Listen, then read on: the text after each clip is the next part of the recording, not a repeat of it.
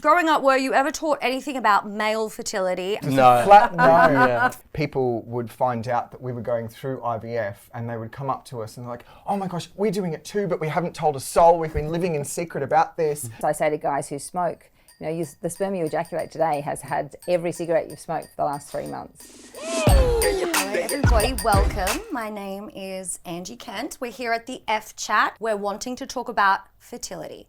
Everybody needs to talk about it, not just the girlies, and that's what we're here to do. But before we get into the questions, I would like everybody to do a little introduction, starting at the end there. I'm Dr. Simone Campbell. I'm a fertility doctor. I work in Brisbane. I'm Sam, I'm 26. I am in advertising. So I'm Adam. I am a dad through IVF, as we're a same-sex couple. So we used a donor egg and a surrogate to have our beautiful daughter who's now 3. And I am Amy, I am 44 and I have a big female community and I've kind of been on my own IVF journey. Growing up, were you ever taught anything about male fertility at school, at home, anywhere? No. Flat no. Yeah. I'm glad that over the years it's progressed so far Yes, that we It's have. kind of the same experience that we were talking about earlier. You know, you have sex once when you're married to have a kid and that's it. You fall pregnant straight away. But I mean, there's so much, you know, in sort of schooling goes into your healthcare, PDHPE, all that about your sort of your physical body, increasingly your mental health. But there's nothing about fertility, about your ability to have a family, about the repercussions that can have on your physical and mental health, on your relationships. Just the spider web that sort of comes out from that, it's just not there. No. Yeah, there's a lot of great conversations. I mean, I was at the point when I was in school where there was the conversations around sexual health and also like consent was starting to become a real part of things. So like the bit before the sex was like was getting better. It's still not there and it still isn't there now. But the stuff afterwards, or like even just like the like, I mean, stuff like IVF, it was never discussed. I mean, you know, you used to know like where the fallopian tube is, where the ovaries are, and the same thing with the male reproductive system, but that was very surface level. When my son was younger, he often says like, enough, Mum, no more talk about sperm when my mates are here. But I'm quite passionate about making sure these young guys know about like what can affect their sperm and what can affect their fertility in the future. And there's, there's a lot of talk about the gym and, testosterone use and like just making sure these kids know this has to be a conversation, that this has impact onto them moving forward. Is male fertility just about sperm health, or are there other factors to consider too, like how they will swim or their shape? The reality of it is we only expect 4% of sperm to look normal. Like 96% of sperm that's created can be abnormal, a big head or a small head or 2 heads or 2 tails or curly tails. Like it's because there are so many sperm that are being produced all the time that there are a lot of abnormal. So you sometimes say to a guy, oh, you've got like 6% normal sperm, and it's like, is that all? Like, no, that's good. That's actually, that's above average for that. So what is the average? So we want it to be about at least 4% normal sperm in a sample. So that's all. It's insanely low for the number of sperm that are produced. So it is important that the morphology, but we know within a lab, the morphology of what it looks like is not probably quite as important as we used to think. The proportion that are swimming and that can help fertilize an egg are really important there. But as I was saying before, getting the body healthy where the sperm is being stored for the last 3 months, I say to guys who smoke, the sperm you ejaculate today has had every cigarette you've smoked for the last 3 months. And sometimes testicular sperm is healthier, so we can put a needle in the testing and get the newest sperm out. So. When you picture someone sitting in a fertility clinic waiting room, who do you picture?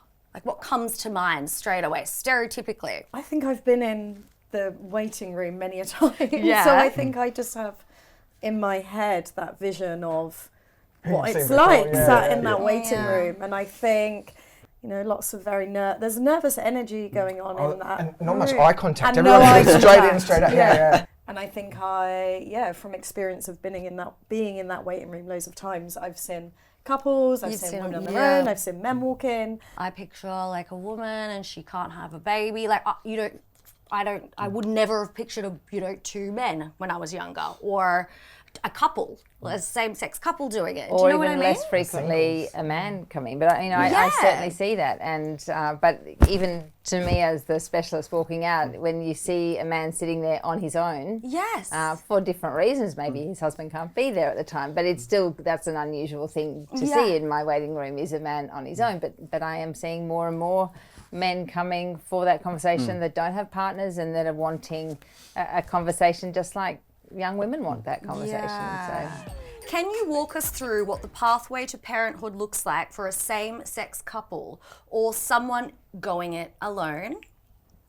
What options exist and what are the first steps? That's obviously covered a huge number of people there, and everyone is so different. So coming through as same-sex female couple, finding a sperm donor, either deciding that you want to have a known donor, so a friend or a colleague or someone that you've met along the way, or whether you're going to access a donor bank through a unit. If you're a same-sex male couple, obviously you don't just need to think about the eggs, you need to think about the uterus as well. So you're going to need an egg donor, and you're going to need a surrogate to go through.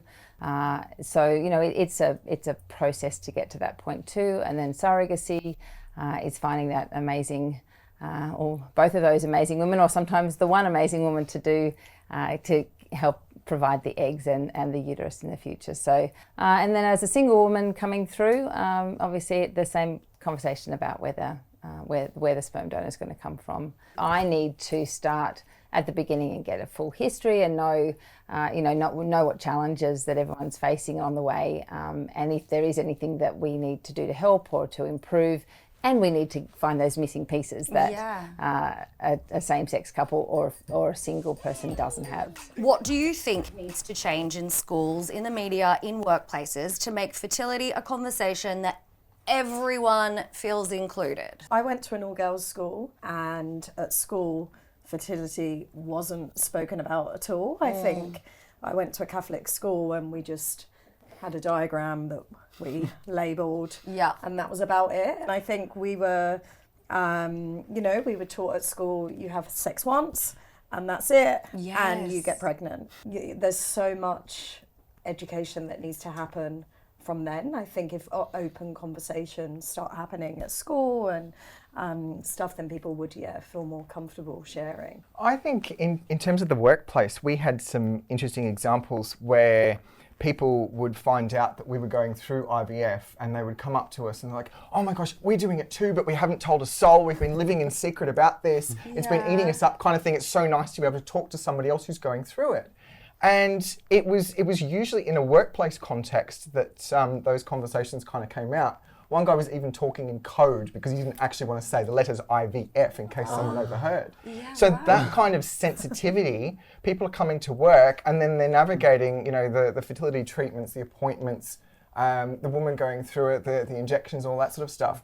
And just doing it so sort of secretively in the workplace, and then going home and not having the support of friends and family around them. Yeah. So I just think there needs to be so much more discussion about it, because it's a roller coaster ride to go through IVF.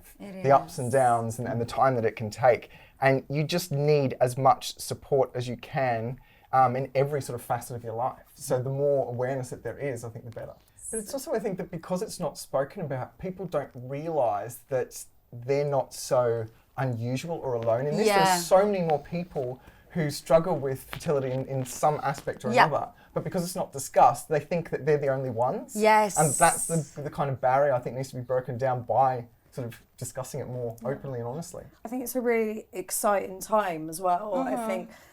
So I've been on several rounds of IVF, doing it on my own with a sperm donor.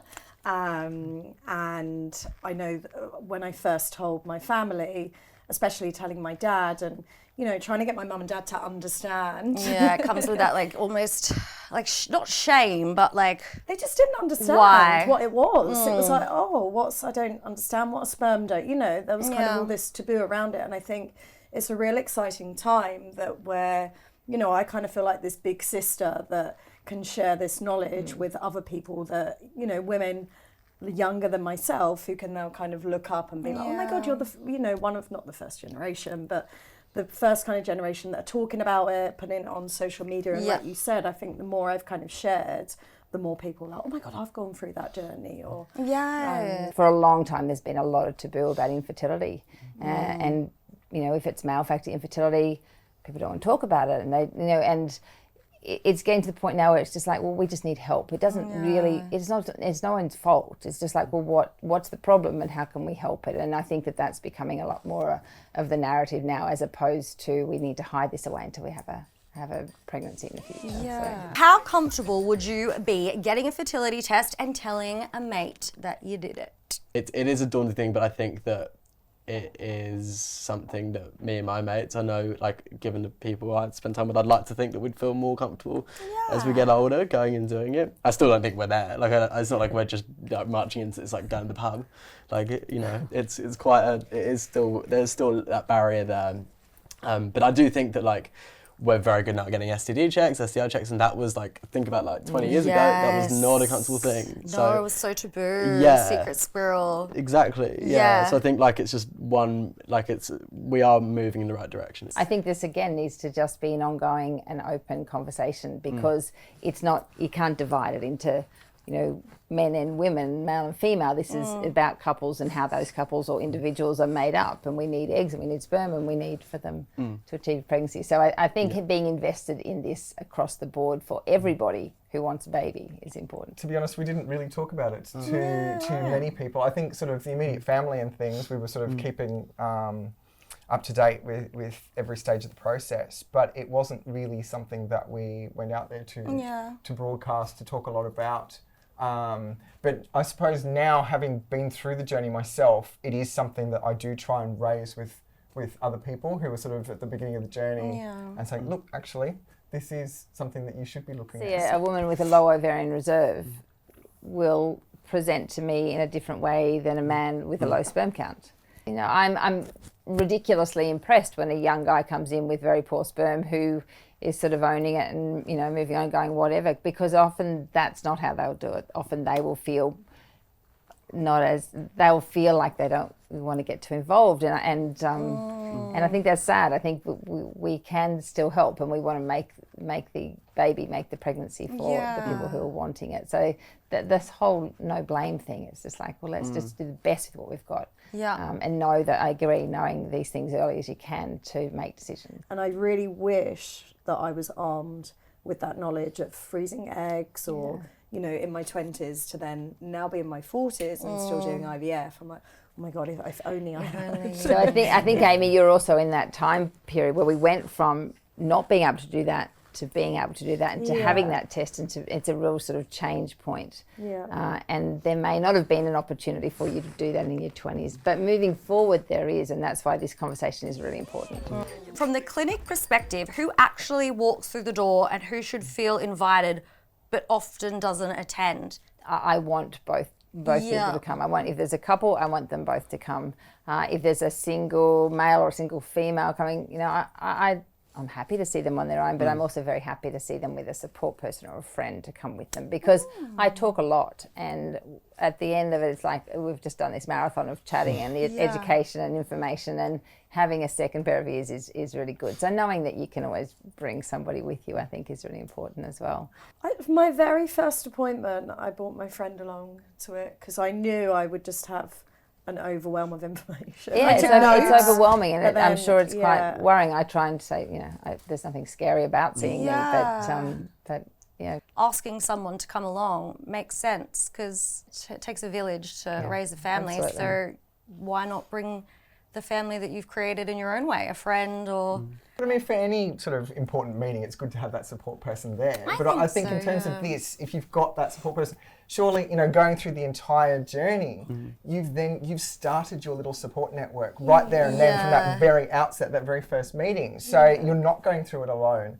and that person's going to be sort of invested in your journey right through. So it's a really good starting point, I think. I think so too. And they are often there at the other end as well, and they're the ones that are there when you can do the pregnancy scan. All right, so the definition of infertility recently changed to be more inclusive. How does this help same-sex couples have access to Medicare? So historically, and in state to state within Australia and territories are different. There were different rulings. Sometimes you had to be married to be able to have a diagnosis of infertility, which could then lead you to Medicare support for treatment. Oh, wow. So essentially last year, all the barriers have been taken away. So there's no judgment on marriage status, on sexuality, on gender identity. So there's this Medicare support for infertility is there for everybody, it's a basic. It sounds like it should always have been there, but it hasn't. And there was a difficulty to get over to actually be able to create embryos for male couples trying for a baby. There was a difficulty trying to use donor sperm for two women coming in with to have a baby because they didn't have infertility as such. And with these changes, such a basic thing that should always have been there, but an amazing change to get back to just equal. Everyone is equal with that now. What's the one group you think gets left out of the fertility conversation the most? I actually think men get left out of the conversation. I know I've spoken to some of my male friends probably in their 20s, 30s and said, I'm doing IVF, and they've gone, what's that? Yeah. They literally have no clue what the single males have no clue what it is, and then I have to explain that. Oh my God. So I think men do. I think women, we're kind of used to talking about our period and you know the whole stress of missing your period, or so there's already those chats. But I think men, definitely get left out. But like especially like men like my age, especially like I don't think I've ever had a conversation with my mates about about fertility or like even when I was saying I was coming on the show today, they were just like. What is going on? Like so it's a definitely the target audience is not us. I wonder how much of that is sort of schooling and the I suppose the stereotypical perception that you have sex, guy's job's done. Okay, now it's up to the woman to make the baby. And where does it go from there if they're not armed with that information and those kind of insights from a young age about the whole process and what can and can't go wrong on both sides? And I think that's the reality of it, and that was the reality in the past as well. And and I suppose that's what drove women to have the knowledge and be responsible because it was ultimately going to be them that was responsible in many cases. So like while we talk about this, I'm loving the fact that we're having these conversations and it's more than just today with us because the number of people who don't actually know how long an egg is alive for or don't know how long sperm can live for, and they're like, I have these conversations with my patients. I always see them, if they're a heterosexual couple, they're both there, we're talking about both of their history and then just going through the basics and they're like, oh wow, didn't know that. And it's great. It's like a little teacher every day. Yeah, it's interesting that the biggest noise is about not having a baby versus having a baby. Yes. And then until you try to have one and then you're like, oh my God, it's so hard. It's so much harder than I thought. Not for everyone, but a lot of people. It's So what are the most common misconceptions you have to correct early when it comes to men and fertility? Men and couples are caught up on with male fertility is just the numbers. Is the sperm good? Is the sperm not good? Like, are there enough sperm there to achieve a pregnancy? I'm very passionate about making sure that I'm seeing the male as an individual and trying to maximise the sperm health. So it's not just about the 64 million per mil in that sample. It's about the body that's coming from, the age of the man, his health, any other predisposing risks, things like diabetes, smoking, the use of testosterone, and it is becoming a significantly more used product in the young guys, and they don't all know, and I don't know how they don't know, but they don't know that actually turns off their sperm production. And then amazingly, some of them do know that, and they know the way to actually fix it as well. So there's so much education about endocrinology and physiology more and more on TikTok and on the internet, and they have these little pieces, but it's not, they don't know the whole picture. They know little pieces of information. It's okay if I do this because I can do this and it's better. But yeah, I think that misconception that if the sperm number is fine, that's fine, there's no more. But it does matter if those men have an unhealthy lifestyle. So really just trying to push male health or encourage men to be healthy, to maximise the quality of their sperm, because there's only so much we can do in a fertility lab. Like we're being presented with poor quality sperm, it's going to have a lower fertilisation rate, it's going to have a lower embryo progress, pregnancy rate, it's going to have more complications. So this is not just an egg thing, it's not just a female thing, it's very much a male thing too. So making them feel invested and like they can do something that will help is really important. I'll see people that will come and they'll be with their partner and she would have had an egg count, an AMH test to see how many eggs she's got, and you take in the history and say, well, have you had a semen analysis? Oh no. No. No. But when we see a first IVF cycle and how embryos progress and what the outcomes are, sometimes it's more obvious that sperm damage is part of the picture that we're seeing, and that in front of you can see that embryo didn't do well, or we didn't get a pregnancy we didn't have any embryos to freeze, and it's almost like, oh, okay, that there are things we can do. In my head as well, I always think, oh, men can have kids until whenever. This is my kind of misconception probably of men can have kids whenever they don't need to stress about it, whereas as a female I have always thought, oh God, I know that biological clock is ticking and I need to sort this out. So I have this urgency of, okay, I need to go and get my AMH tested, and then I need to think about what I want to do if I don't have a partner. Or do I think, that misconception of age and... Well, I mean, it is a real thing for women though, and that and men do have longer, and that takes that urgency away from their thought processes, but it doesn't take away from the things that they should be doing to keep their sperm healthy.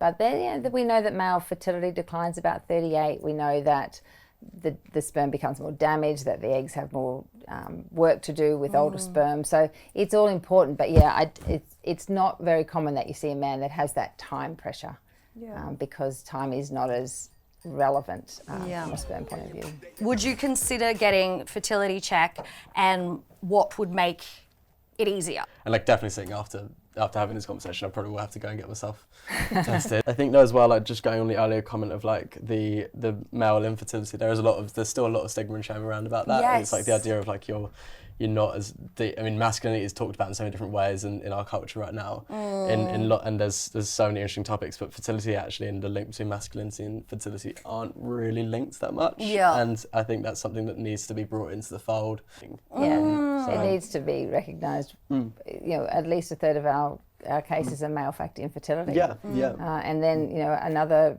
a big chunk of infertility is more than one factor, male factor included. So while we as a society continue to see blame and see that as some sort of failure, that's the problem, and we need to get through that, because it's everybody's problem.